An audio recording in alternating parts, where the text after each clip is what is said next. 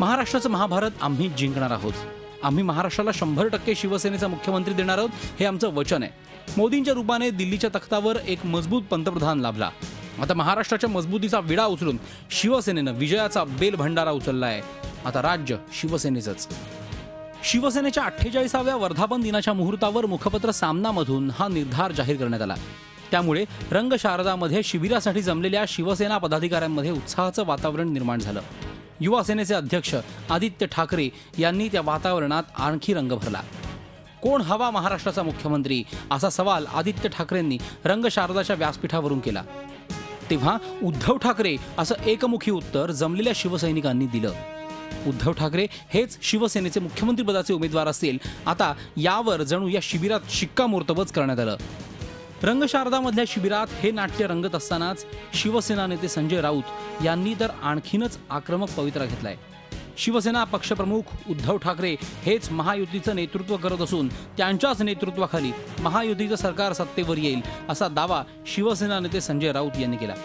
मुख्यमंत्री पदाबाबत आता कोणतीही तडजोड नाही, असंही त्यांनी स्पष्ट केलं.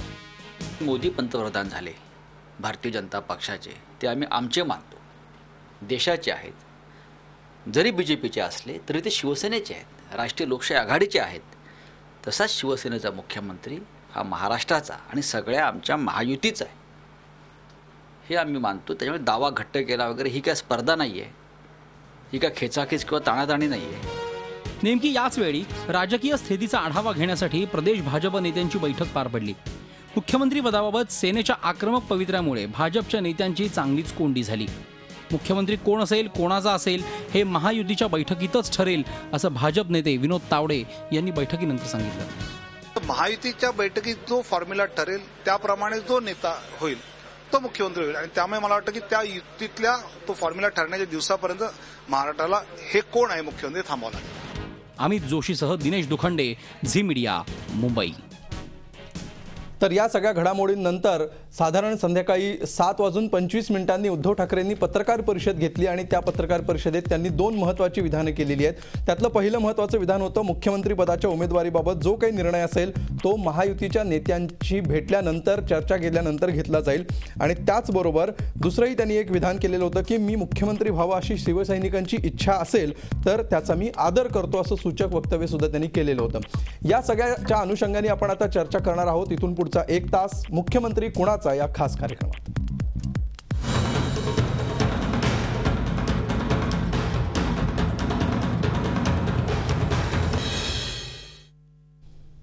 आणि या विषयावर चर्चा करण्यासाठी आपल्या स्टुडिओमध्ये 3 पाहुणे आलेले आहेत आणि त्याचबरोबर बाहेरून सुद्धा 2 पाहुणे सहभागी होत आहेत. माझ्या डाव्या हाताला बसलेले आहेत भारतीय जनता पक्षाचे प्रवक्ते माधव भंडारी. त्याचबरोबर त्यांच्या शेजारी बसलेले आहेत शिवसेनेचे खासदार आणि ज्येष्ठ नेते अरविंद सावंत. अरविंदजी, तुमचं स्वागत आणि विशेषतः अभिनंदन. खासदार झाल्यानंतर पहिल्यांदाच तुम्ही आमच्या स्टुडिओमध्ये येत आहात. झी आणि झीच्या दर्शकांना सुद्धा मनापासून धन्यवाद. त्यांच्या शेजारी बसलेले आहेत ज्येष्ठ पत्रकार आणि राजकीय विश्लेषक संदीप प्रधान. पुण्यातून या चर्चेमध्ये सहभागी होत आहेत काँग्रेस पक्षाचे प्रवक्ते डॉक्टर रत्नाकर महाजन. आणि त्याचबरोबर काही वेळातच महाराष्ट्र नवनिर्माण सेनेचे आमदार प्रवीण दरेकर सुद्धा या चर्चेमध्ये सहभागी होणार आहेत. आपण चर्चेला सुरुवात करूया शिवसेनेपासून. अरविंदजी, आज संपूर्ण दिवस शिवसेनेचा होता. आजचा दिवस शिवसेनेच्या इतिहासामध्ये अत्यंत महत्त्वाचा दिवस आहे आणि आज शिवसेना नेमकी काय भूमिका घेते आगामी विधानसभा निवडणुका तोंडावर असताना याकडे सगळ्या महाराष्ट्राचं किंबहुना देशाचं लक्ष होतं असं आपण म्हणूया. आज सकाळपासून जर आपण बघितलं तर सुरुवातीला दिवस उजाडल्यानंतर सामना या वर्तमानपत्रातला मुखपत्रातला अग्रलेख सगळ्या महाराष्ट्राने वाचला आणि त्याच्यामध्ये शिवसेनेचाच मुख्यमंत्री व्हायला पाहिजे ही आग्रही भूमिका शिवसेनेनं मांडली. त्यानंतरच्या कार्यक्रमामध्ये शिवसैनिकांनी एकमुखानं ही मागणी केली. आदित्य ठाकरेंनी प्रश्न विचारला, त्याला कशा प्रकारे उत्तर दिली, तुम्ही तिथे होताच, तुम्हाला माहिती आहे. आणि त्यानंतर उद्धव ठाकरे यांनी मात्र याच्यावर काहीही भाष्य करणं टाळलेलं आहे. नेत्यांची चर्चा करून आम्ही निर्णय घेऊ असं म्हण. सध्या शिवसेना या प्रश्नाकडे नेमकी कशी बघते? महाराष्ट्राचा मुख्यमंत्री याबाबत सर्वसामान्य शिवसैनिकांच्या नेमक्या काय भावना आहेत? मला वाटतं आपणच क्रमाक्रमाने सांगितलं आणि शेवटचं उत्तरही आपणच दिलं.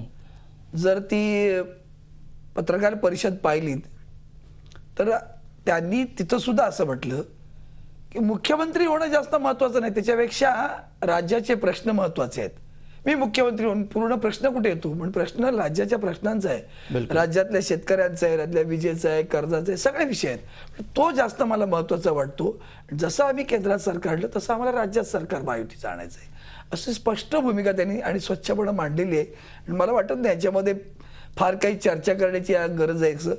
आणि त्यावर त्यांनी भाष्य केलं की लोकांनी जर माझं म्हणजे शिवसैनिकांनी उद्गार काढले, सत्य आहे ना, आम्ही काढतो ना, आम्हाला वाटतं की आमच्या युतीमध्ये आता युतीचा पण ह्या सगळ्या घडामोडी घडत असताना यापूर्वीच्या अनेक निवडणुका झालेल्या आहेत, ह्याच्यामध्ये कधी अशा प्रकारची मागणी इतक्या स्पष्टपणे आणि जाहीरपणे समोर आलेली नव्हती.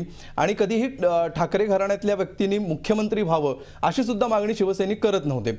मात्र यावेळी पहिल्यांदाच अशी मागणी होतीये. तो काळ वेगळा होता, तो काळही वेगळा होता. वंदनीय शिवसेना प्रमुख हे फारच मोठं व्यक्तिमत्व होतं. ते he was a king maker. त्याच्यामुळे त्यांना ती काय आवश्यकता, त्यांनी आयुष्यात नाही निवडणूक लढवली आणि कधी त्यांनी जाहीरपणे सांगितलेलं आहे की मी कुठलंही पद आयुष्यात स्वीकारणार नाही. हे त्यांच्या हयातीत ते सांगत आले. आणि सरकार आलं तेव्हा सुद्धा ते असंच म्हणाले की रयतेचं सरकार म्हणून काम करा, मी रयते बरोबर आहे, जर माझ्या सरकारनं काम केलं नाही तर मी रयते बरोबर येईन, असं सांगणारे शिवसेना प्रमुख होते. आणि म्हणून त्यांना त्या पदावर जाण्याची गरजही भासत नव्हती. त्या काळात एक फार मोठा शब्द येत होता, रिमोट कंट्रोल. आणि रिमोट कंट्रोलवर ते सगळं कारभार करत होते की ते सांगत होते की दिशा देत होते, मार्गदर्शन करत होते आणि त्या पद्धतीने सरकार चालत होतं. राहिला प्रश्न आता मुळात निवडणूक लढवायचा असं जो उद्धवजी साहेब म्हणाले नाहीयेत. आता तुम्हीच कुठून कुठे शोध लावतात, ते कुठे म्हणाले की मी निवडणूक लढवणार आहे. स्पष्ट नकार पण दिला नाहीये मुख्यमंत्री पदाच्या मागणीला. तुम्ही बघा ती मुलाखत त्यांची आता प्रेस कॉन्फरन्स, मी आदर करतो असं ते म्हणाले. ते असं म्हणाले मुख्यमंत्री पदासाठी माझं कोणी नाव, त्यांनी थेट प्रश्न विचारला तुमच्या सामनामध्ये संजय राऊत साहेबांनी असं असं म्हटलं. तेव्हा संजय राऊत साहेबांचं पण उत्तर तुम्ही बघा, महायुतीच आहे. म्हणजे तुम्हाला असं म्हणायचंय की ही प्रश्न असा आहे की ही इच्छा नेमकी कुणाची आहे? शिवसेनेतल्या काही ठराविक नेत्यांची आहे, संपादकांची आहे, की अख्ख्या संपूर्ण शिवसैनिकांची आहे? आणि केवळ उद्धव ठाकरेंची आहे? जागेचं वाटपच असं मुळात आहे. आम्ही 171 जागा लढवतो 288 पैकी, मग 117 ते लढवतात. मग कोणाचे जास्त? हे मागच्या निवडणुकीतलं गणित नाही, कायमच आहे. ही ते तुम्ही सरकवू नका कुठेतरी. हे जे अगदी माननीय प्रमोद महाजन हयात असतानापासूनच हे गणित आहे. बिलकुल. माधव भांडारे त्याच्याविषयी बोलतीलच. माधवजी, जी चर्चा सुरू आहे आज दिवसभर काय झालं ते तुम्ही बघितलं. उद्धव ठाकरेंनी मुख्यमंत्री व्हावं अशी तमाम शिवसैनिकांची इच्छा आहे. शिवसैनिकांच्या या इच्छेकडे भारतीय जनता पक्ष नेमका कसा बघतोय? आम्ही या सगळ्या प्रश्नाकडे, या सगळ्या विषयाकडे बघताना माननीय उद्धवजींनी संध्याकाळी जे भूमिका मांडली तीच भूमिका आम्ही आमच्या समोर ठेवतो. कारण असं आहे की आपल्या पक्षाचा नेता मुख्यमंत्री व्हावा असं प्रत्येक पक्षालाच वाटतं. आमच्याही पक्षातल्या सर्व कार्यकर्त्यांना वाटतं की मुख्यमंत्री आपला असला पाहिजे. अगदी आम्ही कशाला, आपच्या लोकांना सुद्धा वाटतं ना की आपला मुख्यमंत्री झाला पाहिजे. त्यामुळे असं वाटण्यामध्ये काही गैर नाही. प्रत्येक पक्षाच्या कार्यकर्त्यांना असं वाटणं ही राजकीय महत्वाकांक्षा त्यांच्या मनामध्ये असण्याचा पूर्ण अधिकार आहे. बरं, तो शिवसेनेला आहे, आम्हाला सुद्धा आहे. बिलकुल. दुसरी गोष्ट, आज सामनाच्या अग्रलेखामध्ये जे एक विधान करण्यात आलेलं आहे, देशात जसे नरेंद्र मोदी एक हाती आणि एक कलमी राज्य पूर्ण बहुमतानं आलं, तसं पूर्ण बहुमताचं भगवं राज्य शिवसेनेच्या नेतृत्वाखाली महाराष्ट्रात यावं ही इथल्या तमाम जनतेची इच्छा आहे. कारण महाराष्ट्रात भक्कम महायुतीचं नेतृत्व शिवसेना करते आहे. हा दावा तुम्हाला मान्य आहे का? शिवसेनेची भूमिका आणि सामनाचे संपादकीय ह्या दोन वेगळ्या गोष्टी असतात, हे माननीय उद्धवजींनी एक दोनदा स्पष्ट केलेलं आहे. त्यामुळे हा वेगळा वादाचा मुद्दा आहे. ही वेगळी बातमी असू शकते. वेगळी बातमी असू शकते, पण सामनाच्या संपादकीयावरती कुठल्याही प्रकारचे, कारण आम्ही कुठल्याच वर्तमानपत्राच्या संपादकीयावर भाष्य करत नाही. त्यामुळे या मुखपत्र असं म्हटलं जातं. आपण जर याच्यावरती मुखपत्र म्हणत जरी असलात तरी सुद्धा त्याच सामनामध्ये रोजच्या अंकात एक तळटीप अत्यंत नीट छापलेली असते की PRB कायद्यानुसार या अंकातल्या सगळ्या मजकुराची जबाबदारी कार्यकारी संपादक संजय राऊत यांची आहे. बरं, त्यामुळे हे संपादकीय म्हणून जे येईल त्याला कार्यकारी संपादक संजय राऊत हे जबाबदार आहेत. आमच्यासाठी उद्धवजी जे बोलतात ती आमच्यासाठी भूमिका आहे. बिलकुल. याच्याविषयी मी पुढे जाणार आहे. मात्र उद्धवजींनी सांगितले तीच पक्षाची. बिलकुल. पण सामनामध्ये येणारा प्रत्येक शब्द हा शिवसेनेची भूमिका असतोच असं मानायचं कारण नाही, असं माधव भंडारी म्हणतात. तुम्हालाही असंच वाटतंय?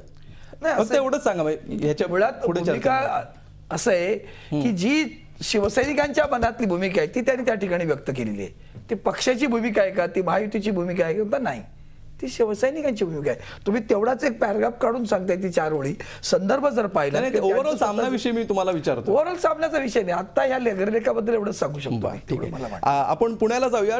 काँग्रेसचे प्रवक्ते डॉक्टर रत्नाकर महाजन सध्या आपल्या सोबत आहेत. डॉक्टर महाजन, शिवसेना भाजपमध्ये आता शिवसेनेचा सध्या आजचा दिवस शिवसेनेचा होता. मुख्यमंत्री पद उद्धव ठाकरेंनी भूषवावं अशी चर्चा सुरू आहे. दुसरीकडे काही दिवसांपूर्वी भाजपमध्ये सुद्धा ही चर्चा सुरू होती, कोण मुख्यमंत्री होणार याविषयी अजून कुठलीही निश्चित घोषणा झालेली नाहीये, भूमिका ठरलेली नाहीये. मात्र गेल्या अनेक निवडणुका तुम्ही बघितलेल्या आहेत. या निवडणुकीमध्ये शिवसेना आणि भाजपचा आत्मविश्वास, त्यांची बॉडी लँग्वेज ही वाढलेली दिसतेय का? आत्मविश्वास वाढलेला दिसतोय असं तुम्हाला वाटतंय का? आणि त्यामुळे शिवसैनिक एवढे उत्साहित होऊन अशा प्रकारची मागणी करतात असं तुम्हाला वाटतंय का? 2014च्या लोकसभा निवडणुकांचा निकाल हाती आल्यानंतर आणि त्या निकालाच्या परिणामी एक सरकार केंद्रात स्थापित झाल्यानंतर त्याच्याशी संबंधित पक्षांचा आत्मविश्वास वाढल्यासारखा दिसतो आहे, हे खरं आहे. पण आत कुठेतरी त्यांनाही हे जाणवत असेल की भारतीय निवडणुकांचा इतिहास जर बघितला तर एखाद्या निवडणुकीत, लोकसभा निवडणुकीसाठी मतदार जो निर्णय घेतात तोच निर्णय अलग अलग राज्यांच्या विधानसभांच्या निवडणुकाच्या वेळेला घेतात असंच नाही.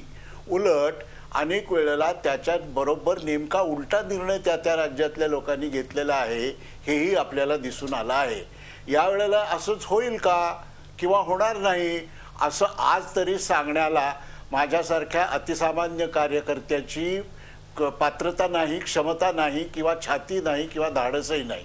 त्यामुळं आज या सगळ्या चर्चा या जरतारी भाषेतल्या आहेत. मार्क्सच्या भाषेत जर बोलायचं तर हे सगळं डायलेक्टिक्स आहे. मार्क्सनं डायलेक्टिकल मटेरियलिझम या नावाची एक कन्सेप्ट सांगितली. मराठीत त्याला विरोध विकासवाद असं म्हणतात. म्हणजे परस्पर विरोधी संकल्पना, परस्पर विरोधी विचारसरणी, परस्पर विरोधी भाषाशैली आणि रचना यांचं असं काही संबंध करून दाखवायचा की म्हटलं तर त्यांचा एकमेकांशी काही संबंध नाही, म्हटलं तर त्यांच्यामध्ये एक अंतर्गत सूत्र सुद्धा आहे. अशा पद्धतीची ही चर्चा सध्या तरी या पातळीवर आहे असं म्हणणं भाग आहे. बिलकुल. संदीप प्रधान, ज्या प्रकारे ह्या सगळ्या घटना घडत आहेत आणि शिवसेनेकडून एका बाजूनी हे प्रमोशन केलं जात आहे उद्धव ठाकरेंचं, दुसरीकडून स्वतः उद्धव ठाकरे मात्र काय भूमिका घेतात पत्रकार परिषदेत ती आपण बघितली. नेमकं काय सध्या शिवसेनेमध्ये सुरू आहे असं तुम्हाला वाटतं? हे सगळं कुठे सुरू झालं? हे सुरू असं झालं की पराभवानंतर राज ठाकरे यांनी अवघ्या 15-20 दिवसानंतर एक सभा घेतली आणि त्या सभेमध्ये राज ठाकरे असे म्हणाले की मी येणारी विधानसभा निवडणूक लढवणार आहे आणि जर समजा मनसेला नेतृत्व करण्याची संधी आली तर मीच मुख्यमंत्री पदाचा उमेदवार असेल. हे ज्या दिवशी घडलं त्या दिवशी सुद्धा मी इथे स्टुडिओत होतो आणि मी म्हटलं होतं की यामुळे साहजिकच शिवसैनिकांमध्ये ही भावना प्रबळ होणार की आपल्या पक्षाचं मुख्यमंत्री पदाचा उमेदवार हे उद्धव ठाकरे असले पाहिजे, त्यांची घोषणा केली पाहिजे, याच्यासाठी दबाव वाढणार. आणि तोच दबाव आज अरविंद सावंत म्हणतात त्या पद्धतीने वाढलेला आहे. शिवसैनिकांना असं वाटायला लागलेलं आहे की उद्धव ठाकरे यांनी हे नेतृत्व स्वीकारलं पाहिजे. सामनाच्या अग्रलेखात जी भूमिका आज व्यक्त झालेली आहे, जे शिवसैनिकांचं मत आहे असं म्हणाले, त्याचं सुद्धा कारण तेच आहे. आणि आता झालंय असं की ह्याच्यामुळे काय होणार आहे की उद्धव ठाकरेच आहे की ज्याच्यामध्ये सुद्धा मुख्यमंत्री पदाचे काही दावेदार आहेत 3, तर त्यांना सुद्धा आता असं वाटणं साहजिक आहे की आता जर उद्धव ठाकरेच ह्या स्पर्धेमध्ये उतरले आहेत तर आपण काय भूमिका घ्यायची.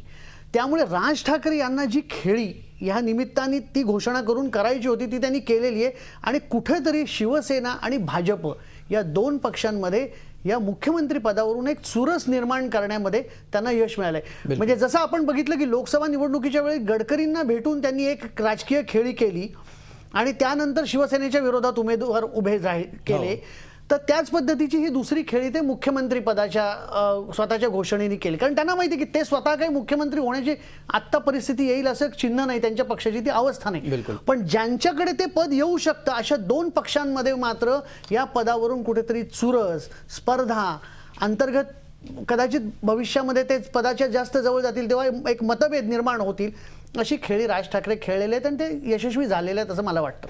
बिलकुल. मनसेचे प्रवीण दरेकर आपल्यासोबत या चर्चेमध्ये काही वेळातच सहभागी होणार आहेत. मनसेचा जो मूळ हेतू होता किंवा अनेक हेतूंपैकी जो एक हेतू होता तो सध्या साध्य होताना दिसतो आहे का, याविषयी आपण बोलूया. आणि संदीप प्रधानांच्या या विवेचनावर माधव भंडारींना सुद्धा बोलायचंय. सुरुवातीला मनसेनी, राज ठाकरेंनी घोषणा केली मुख्यमंत्रीपद आपण सांभाळू जर जनतेने कौल दिला तर, आणि निवडणूक सुद्धा लढवू. आणि त्यानंतर शिवसैनिकांची सुद्धा मागणी पुढे येताना दिसते आहे. उद्धव ठाकरेंनी मुख्यमंत्री व्हावं, मुख्यमंत्री पदाचे ते उमेदवार असावेत, अशा प्रकारची. आपल्यासोबत मनसेचे आमदार प्रवीण दरेकर या चर्चेमध्ये सहभागी झालेले आहेत.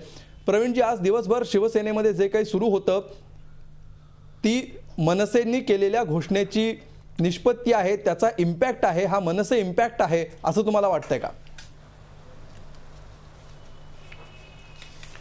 नाही, मला मनसे इम्पॅक्ट आहे असं काही बोलायचं नाही आहे. शेवटी प्रत्येक पक्ष असतो, त्या पक्षाच्या कार्यकर्त्यांची, पक्षाच्या नेत्यांची स्वतंत्र भूमिका असू शकते. कारण शेवटी लोकशाहीमध्ये राजकीय पक्ष काढल्यानंतर त्या पक्षाच्या नेतृत्वाने किंवा पक्षातील लोकांनी नेतृत्व करणं हे काही लोकशाहीला धरूनच त्या ठिकाणी आहे. आणि त्यामुळे काय आम्ही जाहीर केला म्हणून त्यांनी जाहीर केला असं काय म्हणायचं काय त्या ठिकाणी कारण नाही. परंतु एक गोष्ट या माध्यमातून निश्चित मला सांगावीशी वाटते की सर्वप्रथम या राज्यामध्ये माननीय राजसाहेब ठाकरे यांनी लोकसभेचा निकाल लागल्यानंतर त्या ठिकाणी जाहीर सभा घेतली. आणि जाहीर सभेमध्ये स्वतः विधानसभेची निवडणूक लढवणार आहे आणि उद्या जर राज्यातील जनतेने मला कौल दिला तर त्या ठिकाणी मी राज्याचं नेतृत्वही करायला तयार आहे, हे त्या ठिकाणी जाहीरपणे सांगणारा पहिला नेता या महाराष्ट्रातील राजसाहेब ठाकरे या ठिकाणी होते. आता प्रत्येक पक्षांनी कालांतराने कोणी पडद्याआड जाऊन, कोणी पडद्यावर येऊन आपापल्या मनातल्या भावना त्या ठिकाणी व्यक्त केल्या आहेत. आणि त्यामुळे निवडणुका येतील, निवडणुकांमध्ये, निवडणुकांपूर्वी अशा प्रकारच्या नेतृत्वाच्या वेगवेगळ्या गोष्टी निश्चितपणे घडत राहतील. परंतु मला आपल्याला निश्चितपणे सांगायला अभिमान वाटतो की मगाशी मी संदीप प्रधानांचं थोडंसं विश्लेषण त्या ठिकाणी ऐकलं की मनसेला सुतराम शक्यता नसताना त्या ठिकाणी आज तरी वाटत नाही की राज्याचं नेतृत्व करण्याची परिस्थिती निर्माण होईल की नाही. मला आपल्या माध्यमातून सांगावं असं वाटतं की आता राजकारणातले निकाल हे आता पक्ष ठरवत नसून जनता ठरवायला लागले. आज पक्षाच्या लाटेवर नसतं तर जनतेच्या लाटेवर त्या ठिकाणी निकाल लागतायत. जो लोकसभेचा निकाल लागला त्यामध्ये सन्माननीय मोदी साहेबांना, भारतीय जनता पक्षाला पूर्णपणे मॅन्डेट मिळेल असं वाटलं नव्हतं की जुळवाजुळव करावी लागेल मित्र पक्षांची, अशा प्रकारचा अंदाज, अशा प्रकारच्या भूमिका सुद्धा भारतीय जनता पक्षामधनं घेतल्या जात होत्या.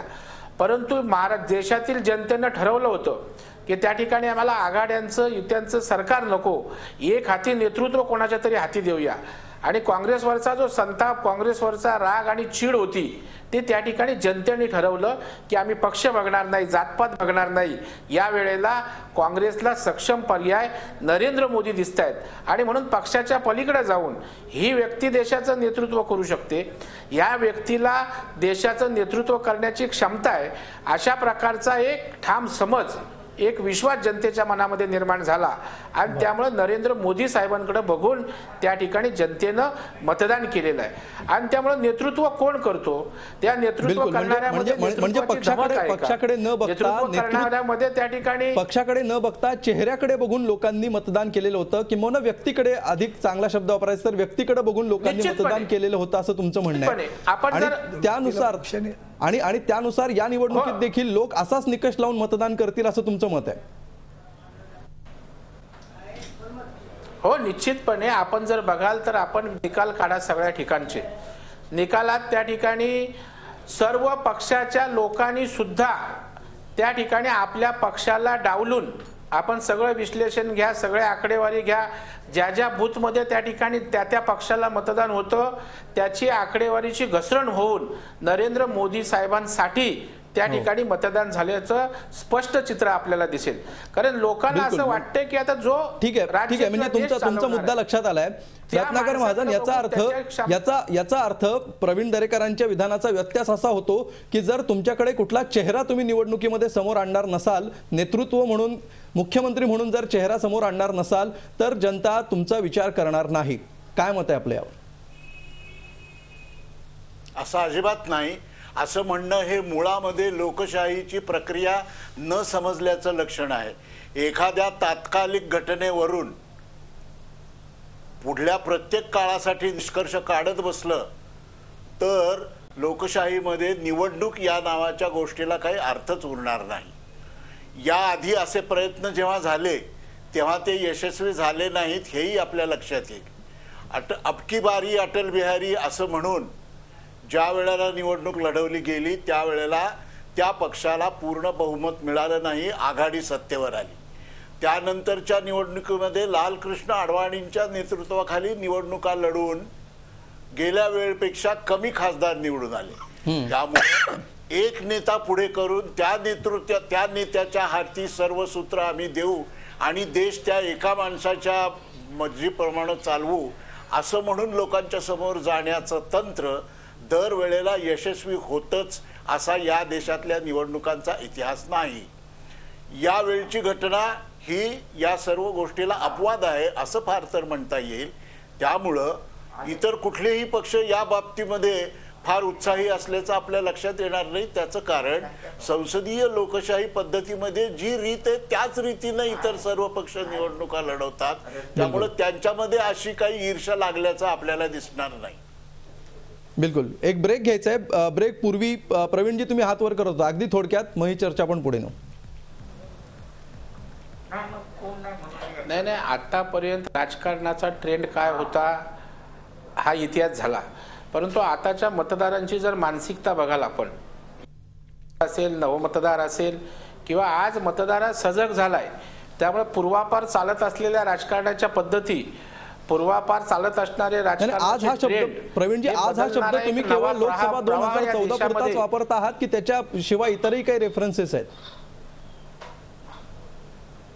नाही, नक्की यापूर्वी या ठिकाणी आता मोदी साहेबांनी डायरेक्ट पंतप्रधान पदाचा उमेदवार घोषित केला होता, परंतु राहुल गांधी हे अघोषित पंतप्रधान पदाचे उमेदवार होतेच ना हो।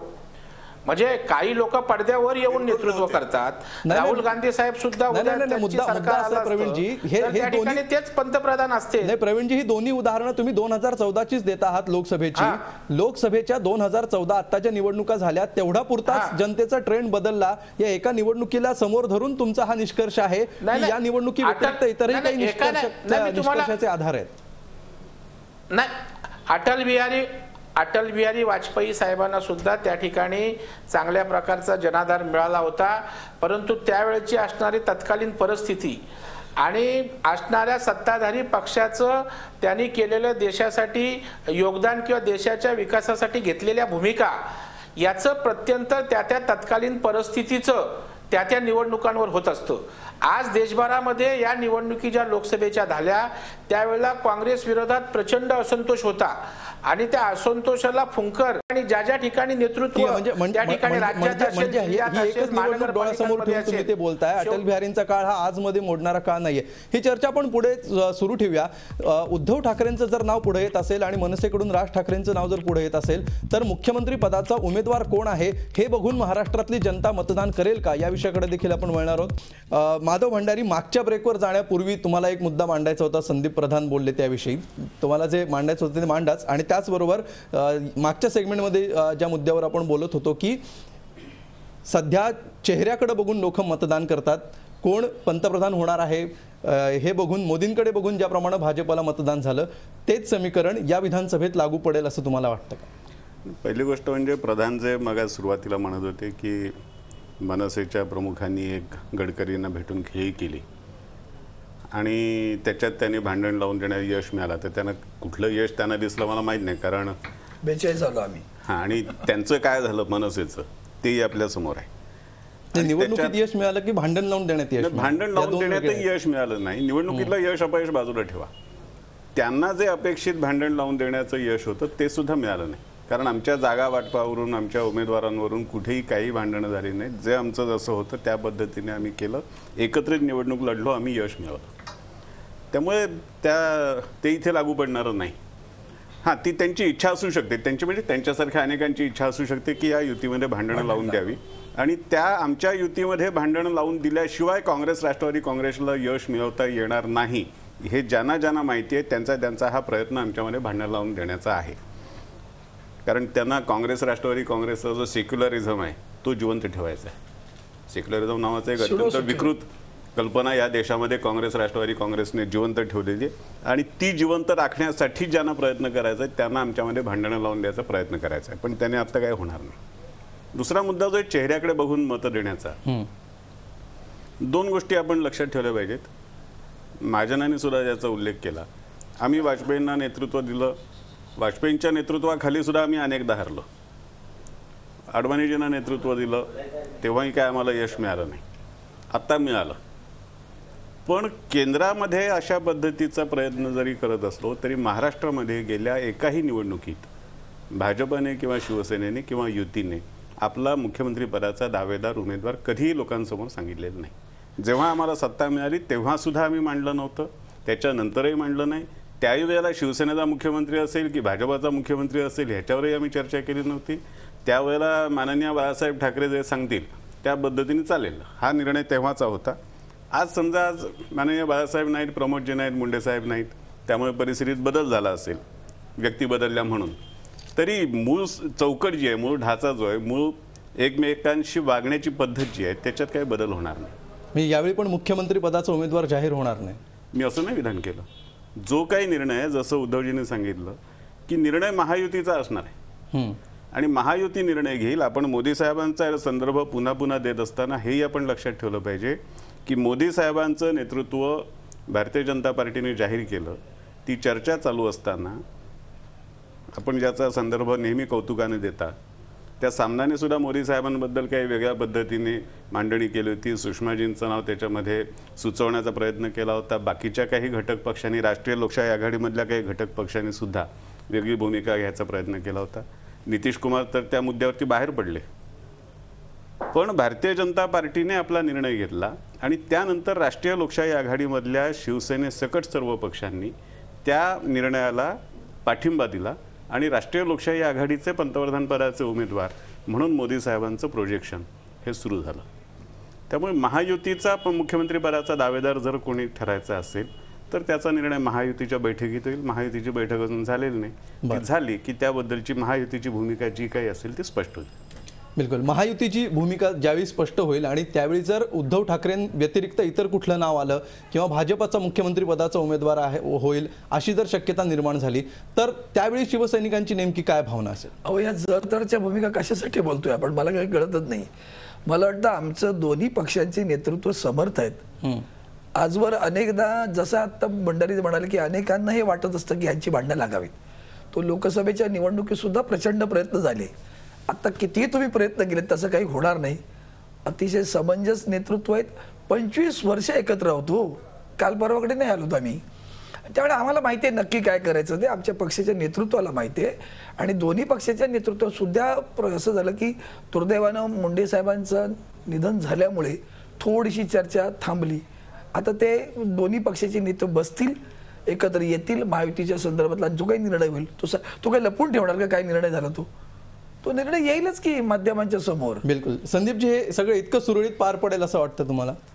अगदी असंच पार पडेल. आता असं आहे, पार पडावं असं वाटतं का विचार? नाही नाही तो प्रश्न त्यांना कशाला विचारतो? त्यांना एक लक्षात घे, काँग्रेस आणि राष्ट्रवादी काँग्रेसची आघाडी आणि शिवसेना भाजप युती याच्यामध्ये एक मूलभूत फरक आहे.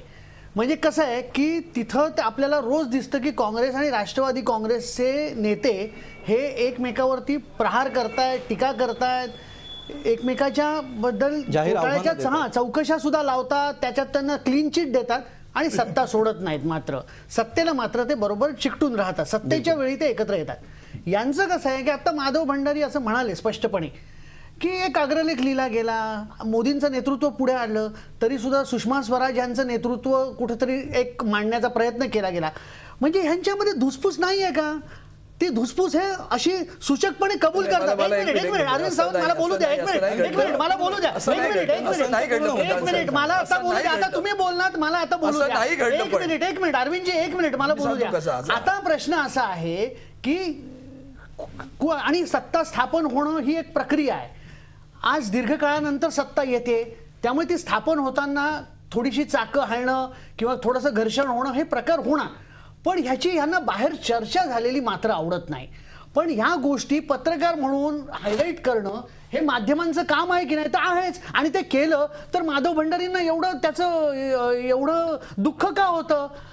आता मला सांगा की अडवाणींनी जाहीरपणे नाराजी व्यक्त केलीच होती अनेक वेळा मोदींच्या संदर्भामध्ये. आता हे लिहिलं की माधव भंडारींच्या पोटामध्ये एकदम दुखायला लागतं आणि मग ते सेक्युलरिझम, विकृती, पत्रकारांमधली विकृती अशा अनेक गोष्टी बोलायला लागतात. त्यामुळे मला काय म्हणणं आहे की एक लक्षात घ्या, ह्यांना कसं आहे, ह्यांना असं वाटतं की माध्यमांनी ह्यांच्यावरती केवळ स्तुतीसुमनच उधळली पाहिजे, अशी दुर्दैवाने माधव भंडारी यांच्यासारख्या भाजपच्या प्रवक्त्यांची इच्छा आहे. पण असं होणार नाही. सत्तेत आल्यानंतर तुम्हाला टीका आणि स्तुती या दोन्हीचा सामना करायला लागतो. आज सध्या आता जे सरकार आहे त्याच्यावर आम्ही टीका नाही करत का? सिंचनाच्या घोटाळ्यावरून ह्या सरकारवर टीका होत नाहीये का? पण ते सहन करतायत ना. पण ह्यांना तसं ते सहन होत नाही आणि हाच यांचा म्हणजे एक सगळ्यात मोठा प्रॉब्लेम आहे की सत्तेवर आल्यानंतर आपल्याला टीका सुद्धा सहन करायला लागते, त्याची ह्यांना सवय नाहीये. हे दुर्दैव आहे. बिलकुल. या दोघांना त्याच्यावर उत्तर द्यायचे. दोघांकडे मी येतो. तुम्हाला सविस्तर भूमिका मांडायला वेळ मिळावा यासाठी आता अर्धवट ब्रेक घ्यायला लागेल. माधव भंडारी, ब्रेकवर जाण्यापूर्वी संदीप प्रधानांच्या मुद्द्यावर तुम्हाला बोलायचं होतं. प्रधानांना जे वाटतंय की आमच्यावरती टीका केलेली आम्हाला आवडत नाही वगैरे, अशातला काही भाग नाही. आमच्यावरती टीका करण्याचा पत्रकारांचा अधिकार आहे, विरोध सगळ्यांचाच अधिकार आहे, एकट्या त्यांचाच कशाला. आम्ही जे सार्वजनिक जीवनात आहोत, कुठल्याही पक्षाचे कार्यकर्ते, कुठलाही पक्ष, त्यांनी मांडलेले विचार ह्याच्यावरती टीका करण्याचा संपूर्ण अधिकार सगळ्यांना आहे. त्यामुळे पत्रकारांनी आमच्यावर टीका केली म्हणून आम्ही काहीतरी नाराज होतो आणि मग आमचं काय त्यांना काय म्हणायचं ते माझ्या आता लक्षात नाही, अशातला काही भाग नाही. त्यांना ते चांगलं माहिती आहे. आम्ही पत्रकारांच्या टीकेमुळे जर नाराज होत असतो तर मोदीसाहेब पंतप्रधानच झालेले दिसले नसते. 12 वर्ष सगळ्या प्रकारच्या पत्रकारांनी, प्रसारमाध्यमांनी नरेंद्र मोदी हा एक खलनायक आहे, राक्षस आहे असं चित्र जगासमोर उभं करण्याचा प्रयत्न केला. दुसरा कुठलाही माणूस असता तर तो आयुष्यातून उठला असता. पण मोदी साहेब आणि भारतीय जनता पार्टी या सगळ्यातून बाहेर येऊन उभी राहिली, देशामध्ये सत्तेवरती पोचली. मला दुसरा एक मुद्दा आपल्या निदर्शनाला आणून द्यायचा आहे की केवळ पंतप्रधान पदाचा, मुख्यमंत्री पदाचा चेहरा समोर केला म्हणून लोकांनी मतं दिली असं मानणं योग्य होत नाही. तसं जर असतं ना तर पश्चिम बंगाल, ओरिसा, तामिळनाडू, केरळ इथे आम्हाला यश मिळालं होतं. ते मिळू शकलं नाही. याचं कारण असं की त्या ठिकाणी खाली पक्ष संघटना तेवढी मजबूत नव्हती. ज्या ठिकाणी पक्ष संघटना मजबूत उभी राहिली, पक्ष संघटनेने काम केलं, ज्या ठिकाणी तळागाळापर्यंत कार्यकर्ते पोचले तिथे यश मिळालं. जिथे असे पोचायला कार्यकर्ते नव्हते तिथे लोकभावना असून सुद्धा यश मिळालं नाही. त्यामुळे एका बाजूला नेतृत्व आणि दुसऱ्या बाजूला पक्ष संघटना ह्या दोन्हींची गरज असते. जेव्हा या दोन्हींची चांगली सांगड घातली जाते तेव्हा यश मिळवता येतं. बिलकुल. म्हणजे मूळ प्रश्न असा होता अरविंदजी, याचा अर्थ आम्ही असा समजायचा का की मुख्यमंत्री पदावरून किंवा इतर कुठल्याही मुद्द्यावरून सध्या शिवसेना आणि भाजपमध्ये सगळं काही आलबेल आहे, वादाचा एकही मुद्दा नाहीये? मला नाही वाटत वाद होईल. मी सांगितलं ना तुम्हाला की प्रत्येक पक्षाला आपला मुख्यमंत्री होणं किंवा आपला माणूस होणं याच्यात वाटणं हे गैर आहे असं नाही. पहिल्यापासून जागांचं वाटप असं आहे किंबहुना राज्याची महायुतीचं, आमचं महायुती नव्हती तेव्हा फक्त शिवसेना भाजप येत होती. पण सरकार जेव्हा आलं, एक विचारायचं राहिला, मागच्या वेळेचं जागा वाटप यावेळी पण तसंच राहील असं तुमचं दावा आहे. आता त्याच्यामध्ये फार मोठा फरक होईल किंवा आणखीन काही होईल असं समजायचं कारण नाही.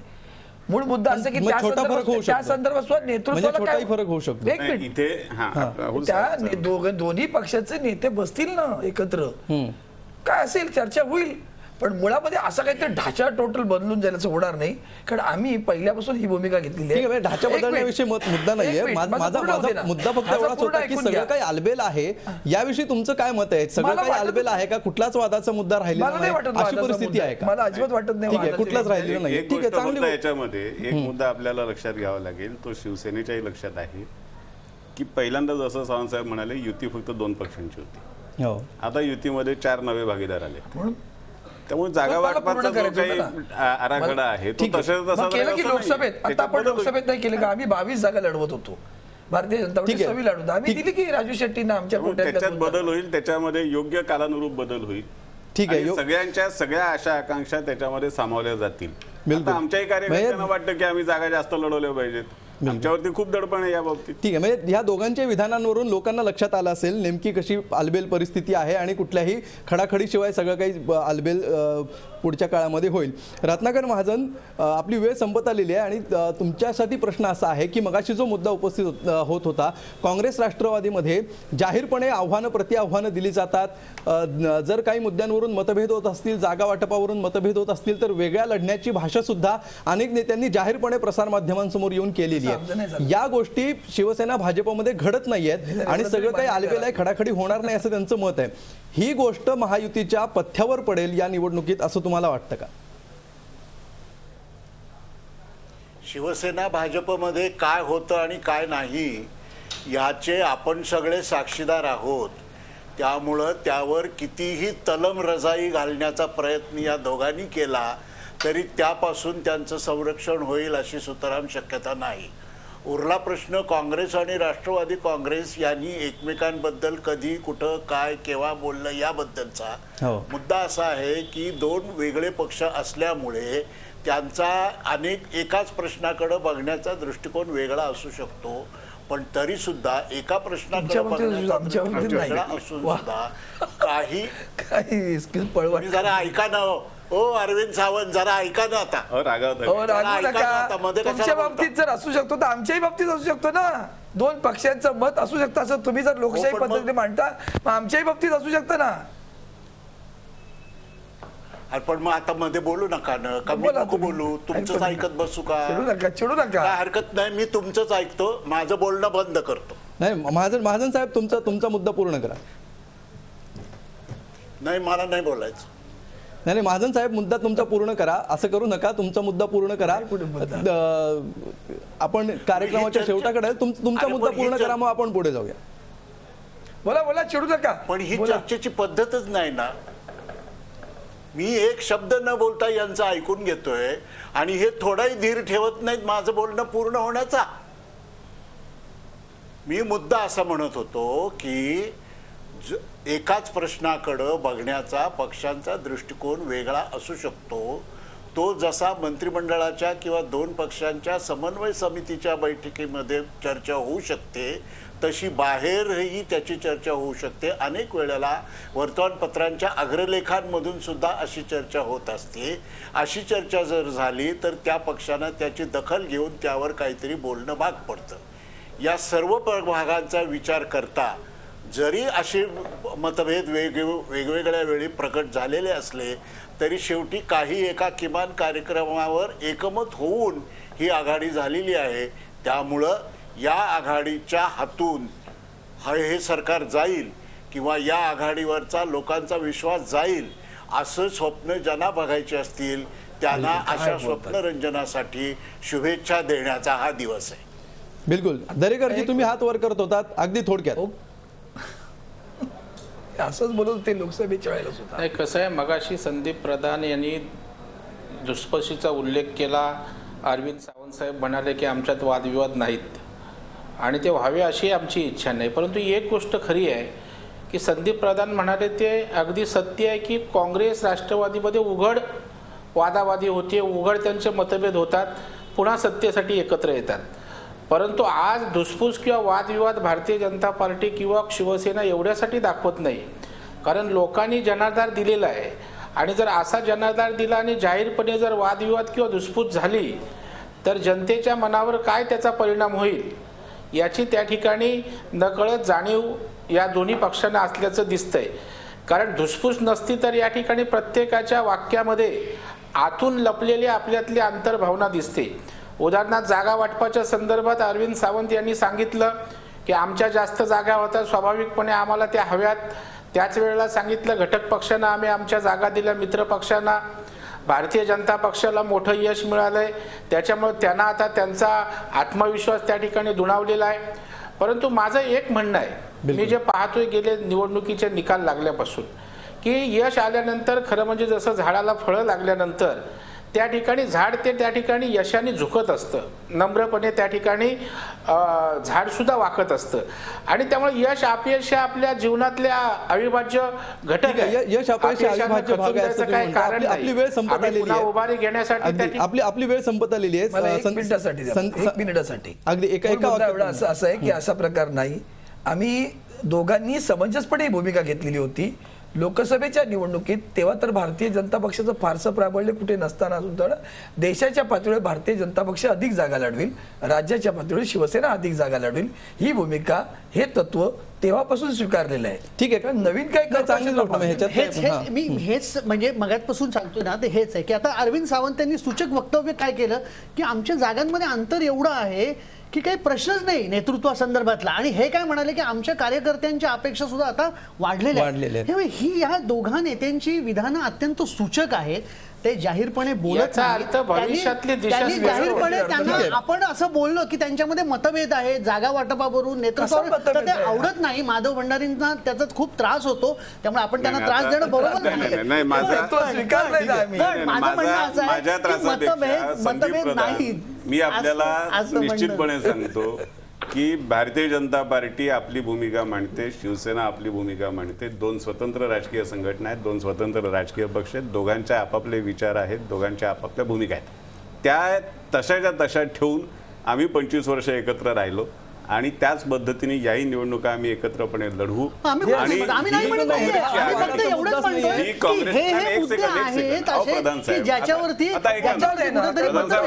ऐका ना, मतभेदाचा काय प्रश्न आहे. आम्ही जर मी सांगितलं ना की दोन स्वतंत्र राजकीय संघटना आहेत, दोन स्वतंत्र राजकीय संघटनांना आपापली वेगळ्या भूमिका ठेवण्याचा पूर्ण अधिकार आहे आणि तो राहणार.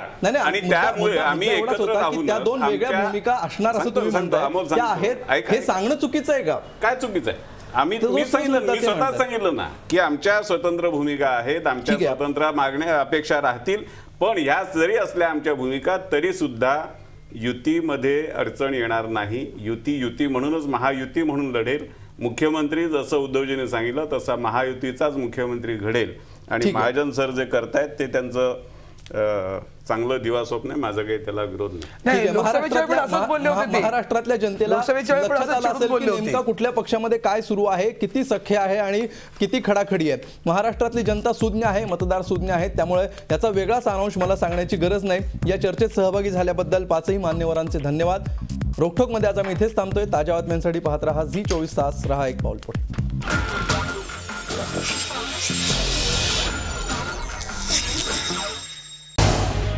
झी24 तास रहा एक पाऊल पुढे.